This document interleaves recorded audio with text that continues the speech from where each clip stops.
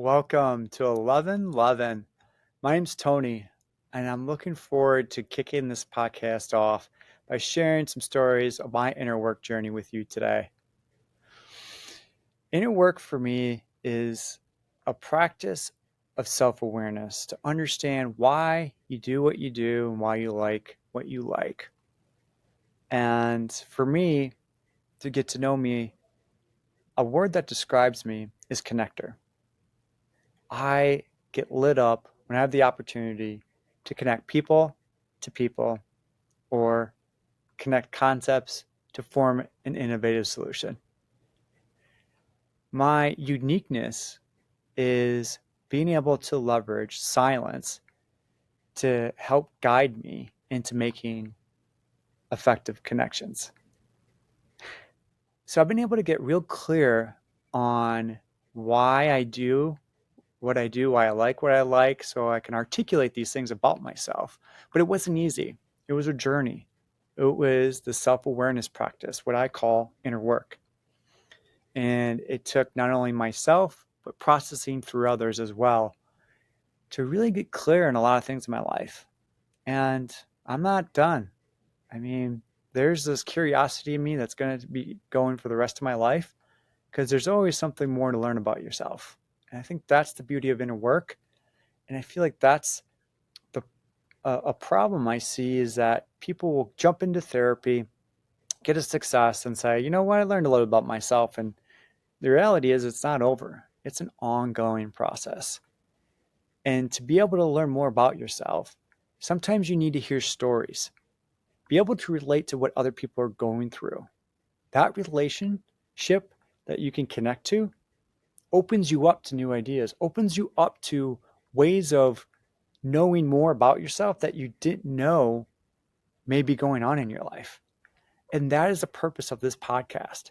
I want to bring you stories so that you can relate to others' experiences, their feelings, their practices that they use to get over some barriers in their life so that you too can live a more happier, healthier, and purpose driven life. To share a little bit about my experience and how I got into this, really how I got activated into inner work was triggered by a breakup. It shook me hard because it was unexpected.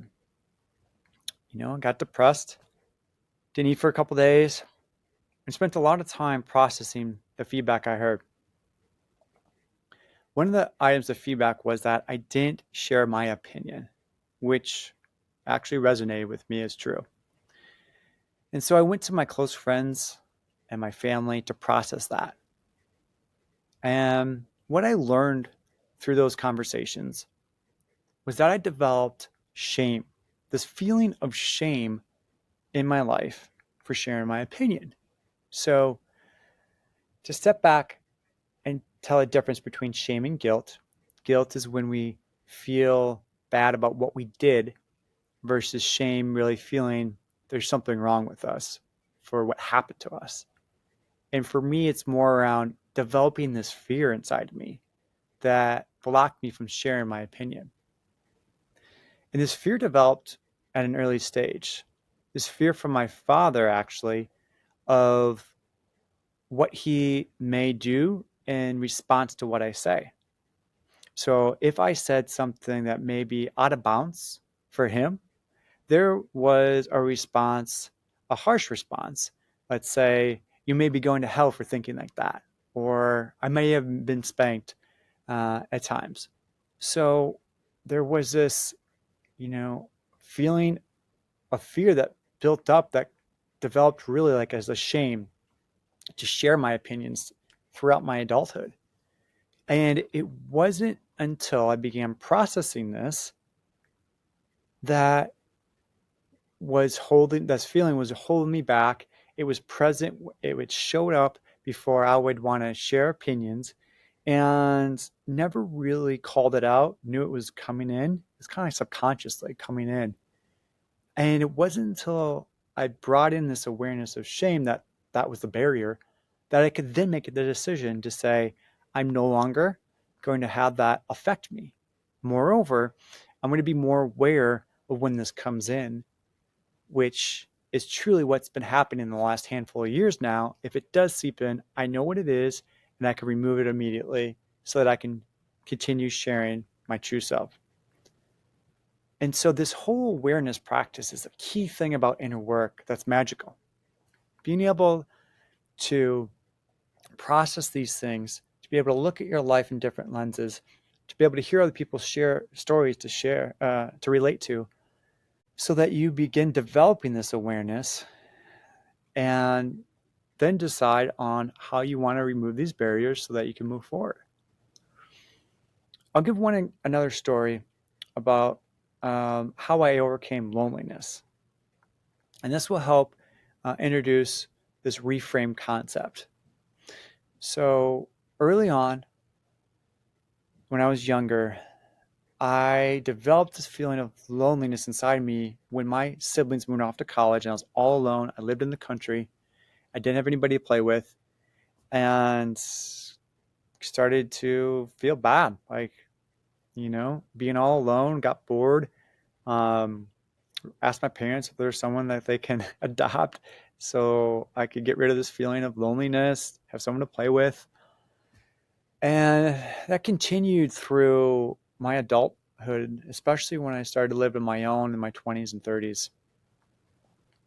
And so when I got activated into this inner work and I was processing these items, I was learning a ton. I got a psychologist. I joined a men's group at church. I joined a small group there, and I joined a mastermind. I got really curious so I could learn more about myself. And one item, it was a book that came across on how to connect with your inner child. And it was through meditation. And so I decided to go through this meditation, which I want to share with you. It called for you to go into a comfortable place, which for me, in your childhood, which for me was my backyard. That's where my creativity thrived. And it's where I had the most fun. So I dropped into that location within my meditation and then brought in my younger self around the age of 8, let's say. And I started having conversations with him. And after, some back and forth, I get a response from him that he said, "I'm so happy you're here. I'm no longer lonely." And it just hit me so hard in that meditation that I started crying. That I was able to relate to that feeling, to be able to feel that feeling from such a young age. It seeped in to be able to really sit in that for a few minutes and be with that. And comfort. I think this is the biggest piece, is being able to comfort my younger self by asking him, what does he need? What do you need? How can I help? And he responded by saying, "I just want someone here to talk to." And I said to him, "I'm always here. I'm within you. You can always reach out to your older self to talk." And he loved that response. He felt so happy with it. And I really felt like I comforted my younger self at that time. It's almost like I went back in time to comfort my younger self that was in pain. So I said goodbye for now and moved on to my meditation to focus on other times where I felt lonely in my life. And as I processed and sat in those moments, something just came to me. It was the fact that I wasn't lonely. I was in solitude, and that I wasn't given a life of loneliness, which was a story I created. I was given a life of solitude, the opportunity to embrace silence. And that reframe totally changed everything. The ability to look at this from a different lens and change my story. So not only am I was able to go back and fully feel in and sit with those feelings from a long ago, to connect with my younger self and comfort him, but also to look at this from a different lens and change the story and perspective. It's a powerful way of dealing with some emotions you might have today. And I think I would always, give people advice on processing this with a therapist and someone else, because it can really be more beneficial that way. And in fact, that is the one thing I would tell my younger self, is that, let's say 22-year-old self, would be invest in therapy, and with a goal of developing a self-awareness practice, so that you can better understand why you do these things you do and why you like these things, and understand your influences in life. And so I'll leave it at that, of my first stories with you today, so that you can get a feel of what to expect with upcoming guests, that we will share these stories of what their experiences were and how they overcame um, some of their setbacks in life, and remove some of these barriers. So look forward to sharing these stories with you, and we'll connect soon.